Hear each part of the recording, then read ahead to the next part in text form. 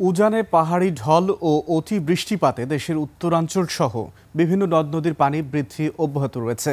এসব এলাকার মানুষের চরম দুর্ভোগের মধ্যে পড়েছেন। সিরাজগঞ্জ, গাইবান্ধা ও নওগাঁ প্রতিনিধির তথ্য ও ছবিতে ডেস্ক রিপোর্ট।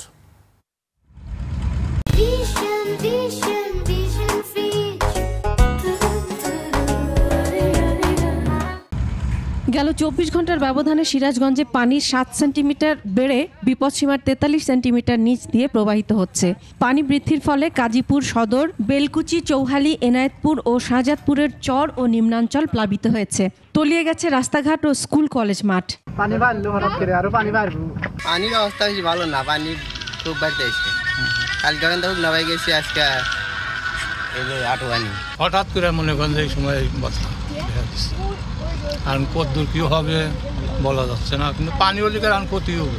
এদিকে গাইবান্ধার সুন্দরগঞ্জের কাপাসিয়া, শ্রীপুর, বেলকা, হরিপুর, মোল্লারচর, ফুলছড়ি উপজেলার গজারিয়া, সাঘাটা ও গোবিন্দগঞ্জ উপজেলার তালুক, কানুপুর সহ ১৫টি ইউনিয়নে নদীর পানি প্রবেশ করেছে।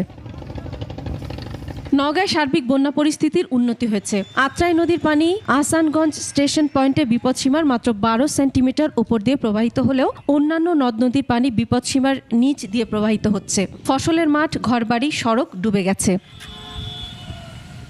Masuma Lisa, desk report, ২১ television.